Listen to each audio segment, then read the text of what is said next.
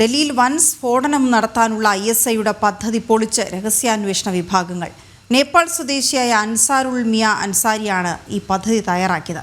അൻസാരി ജനുവരിയിൽ പിടിയിലായതോടെ പദ്ധതി പാളുകയായിരുന്നു. പിടിയിലായ വ്ളോഗർമാർക്ക് അൻസാരിയുമായി അടുത്ത ബന്ധമുണ്ടെന്ന തെളിവുകൾ കേന്ദ്ര ഏജൻസികൾക്ക് ലഭിച്ചു.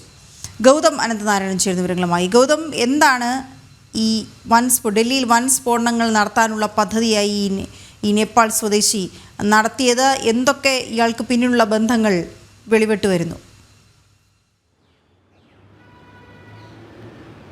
വീണ, കഴിഞ്ഞ വർഷം ആദ്യം രാജ്യ തലസ്ഥാനമായ ഡൽഹിയിൽ തുടർച്ചയായി വലിയ സ്ഫോടന പരമ്പരകൾ നടത്താൻ പാകിസ്ഥാന്റെ ചാരസംഘടനയായ ISI പദ്ധതിയിട്ടു എന്നാണ് രഹസ്യാന്വേഷണ വിഭാഗങ്ങൾ ഇപ്പോൾ ചൂണ്ടിക്കാണിക്കുന്നത്.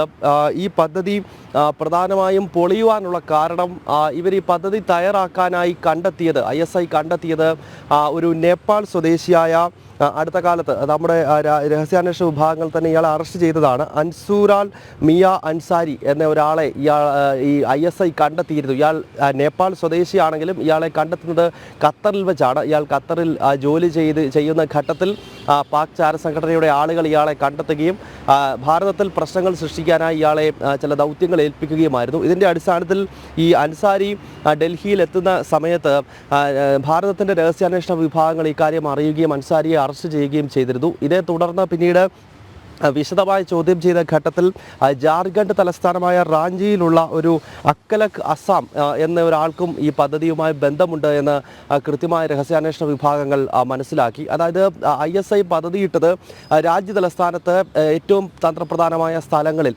2-3 സ്ഥലങ്ങളിൽ ഒരേ സമയത്തോ അല്ലെങ്കിൽ തൊട്ടടുത്ത സമയങ്ങളിലോ ആയോ വലിയ സ്ഫോടന പരമ്പര നടത്തിക്കൊണ്ട് ഭാരതത്തിനൊരു ആഘാതം സൃഷ്ടിക്കുക, രാജ്യത്തിൻ്റെ പരമാധികാരത്തിന് മേൽ ഒരു വലിയ വിജയം നേടാനുള്ള ശ്രമം നടത്തുക എന്നതായിരുന്നു പാകിസ്ഥാന്റെ ആലോചന എന്നത്. എന്തായാലും ആ ഒരു നീക്കം രാജ്യത്തെ രഹസ്യാന്വേഷണ വിഭാഗങ്ങൾ പൊളിച്ചിരിക്കുന്നു എന്നതാണ്. ഇപ്പോൾ ഇതുമായി ബന്ധപ്പെട്ടുള്ള മറ്റൊരു അപ്ഡേറ്റ് എന്നത് നമുക്കറിയാം, ഈ ഓപ്പറേഷൻ സിന്ദൂരിന് ശേഷം നിരവധി ഈ ബ്ലോഗർമാർ അറസ്റ്റിലായിട്ടുണ്ട്. പ്രത്യേകിച്ച് ജ്യോതി മൽഹോത്രയെ പോലെയൊക്കെയുള്ള ഹരിയാന സ്വദേശി, അവരെ വിശദമായി ചോദ്യം ചെയ്ത് വരികയാണ്. ഇന്നിപ്പോൾ അവരുടെ കസ്റ്റഡി കാലാവധി അവസാനിക്കുന്ന ദിവസം കൂടിയാണ്. ഈ ചോദ്യം ചെയ്യലിലൂടെ മനസ്സിലായത് ഈ ഡൽഹി ഉൾപ്പെടെയുള്ള സ്ഥലങ്ങളിൽ ISI നടത്താൻ ഉദ്ദേശിച്ച സ്ഫോടന പരമ്പരകൾക്ക് ഇത്തരം യൂട്യൂബർമാരുടെയും ചില സഹായങ്ങൾ ലഭിച്ചിരുന്നു എന്നതാണ്. പ്രത്യേകിച്ച് തന്ത്രപ്രധാനമായ സ്ഥലങ്ങളുടെയും മറ്റും ഫോട്ടോകൾ എടുത്ത് അല്ലെങ്കിൽ അതിൻ്റെ വീഡിയോകൾ പകർത്തിയതിന് ശേഷം അത് ISIയുടെ ചാരന്മാർക്കും അതോടൊപ്പം ഡൽഹിയിലെ പാകിസ്ഥാൻ ഹൈക്കമ്മീഷനിലെ ചില ഉദ്യോഗസ്ഥർ, ISIയുടെ തന്നെ ചില ഏജന്റുമാർ ഇവിടെ ഹൈക്കമ്മീഷൻ ഉദ്യോഗസ്ഥരായി പ്രവർത്തിക്കുന്നുണ്ടായിരുന്നു. അവർക്ക് ഈ ദൃശ്യങ്ങളും സ്റ്റിൽ ഫോട്ടോകളും അയച്ചു കൊടുക്കുന്നതിൽ ഈ അടുത്ത സമയത്ത് അറസ്റ്റിലായിട്ടുള്ള പല ബ്ലോഗർമാർക്കും പ്രധാനപ്പെട്ട പങ്കുണ്ട് എന്ന് ഇവരെ ചോദ്യം ചെയ്യുന്നതിലൂടെയും രഹസ്യാന്വേഷണ വിഭാഗങ്ങൾക്കും മറ്റ് കേന്ദ്ര ഏജൻസികൾക്കും ഇപ്പോൾ വിവരം ലഭിച്ചിട്ടുണ്ട്. എന്തായാലും ഡൽഹിയിലെ സ്ഫോടനം എന്നത് ISIയുടെ ഒരു വലിയ പദ്ധതിയായിരുന്നു. അതിൻ്റെ കാരണം മുൻപ് UPA സർക്കാരിൻ്റെയൊക്കെ കാലത്ത് തുടർച്ചയായി ഡൽഹിയിൽ സ്ഫോടനങ്ങൾ നടന്നിട്ടുണ്ട്. 2006-2007 കാലത്തൊക്കെ ഒന്നാം UPA സർക്കാരിൻ്റെ കാലത്ത് ഡൽഹിയിൽ മാത്രം ഏതാണ്ട് 5ഓളം സ്ഫോടനങ്ങളാണ് നടന്നിട്ടുള്ളത്. പക്ഷേ നമുക്കറിയാം 2014 ശേഷം ഡൽഹി എന്നല്ല